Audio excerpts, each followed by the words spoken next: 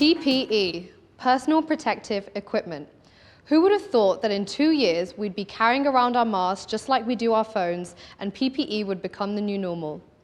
Whilst PPE has done a great job in protecting our health, we're damaging the health of the environment in the process. And in the 10 seconds I took since starting this presentation, 500,000 masks have been used across the world. That's 3 million every minute, most of which are thrown away and made from microplastics that get released into the environment and stay there for decades. Can you imagine what 3 million masks look like in a pile in front of you? Now add on hundreds of thousands of gowns, shoe covers, coveralls, you name it, all piling on and being sent to landfill and incinerators every minute. Well, that's the reality of it.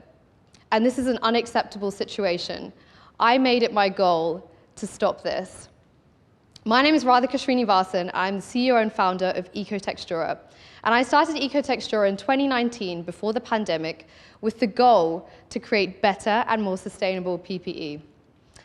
You see, I was once a patient in 2015 with a knee problem, regularly visiting NHS and private hospitals. And this is where I became frustrated with the amount of waste that was created by PPE. When I was made to wear gowns, they would hardly fit properly and they were a struggle to get on. And the doctors and nurses that I spoke to were always complaining about their comfort. And that's when I realized we really need to put a stop to this inconsiderately designed PPE that we wear right now. So I'm an engineer and I have a background in materials, and I sought out to search what the ultimate PPE would look like. And this is what I concluded. It had to fit really well and also offer the protection that normal PPE does at the moment.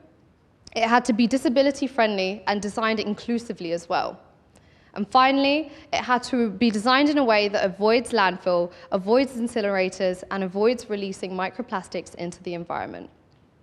What we have to remember is that the medical waste crisis pre-existed the pandemic.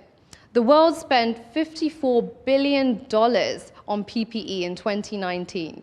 And with the rising population, the rising risk in pandemics now, also the increase in healthcare demand, and the rise in population of those with disabilities, it all leads to one thing: more sustainable and more inclusively designed PPE. So that's why I started EcoTextura. I began developing the supply chain. I began doing research and development into our new non-woven medical fabrics which could be compostable. I redesigned the masks and the gowns that we were made to wear. And then COVID hit, 6 months later after I started. But luckily, because of our launch, we were in a position where we could help with the PPE shortage. We supplied masks and other PPE products to the NHS and organizations all across the world. What's special to me is reflecting back on 2015 when I had a knee injury and the NHS were helping me. And now I'm in a position as a supplier to assist them in their time of need. So what does sustainable PPE look like? What is the best case scenario? It has to be PPE that is made from renewable fibers and materials. It's PPE that doesn't release microplastics when it's used. It can be reused, recycled, or composted after use, and it offers medical-grade protection. And this is key. Plastic that is used in PPE at the moment is so robust and a great material to use, but replacing it is very tricky and is the real challenge. But we've managed to do it. Not only is PPE environmental, but it has to be inclusive too. And that's why we designed our clear panel medical masks that are being used in NHS trusts across the country.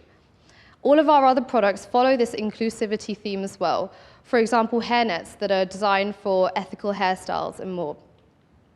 We have a great network of OEMs that manufacture our proprietary design products, and in the last year, we sold over £180,000 worth of products. Our customers include the NHS and the governments and organizations across the world, and we've also received some incredible international coverage for our products. This includes The Guardian, The Times, we've been included in a BBC documentary, in addition to so much more. So, we're only getting started. The next steps are, we have a great supply chain, which we are using to develop and supply completely compostable PPE.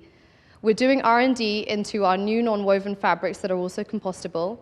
We have a fantastic range of new products being released, and that's why we need your help.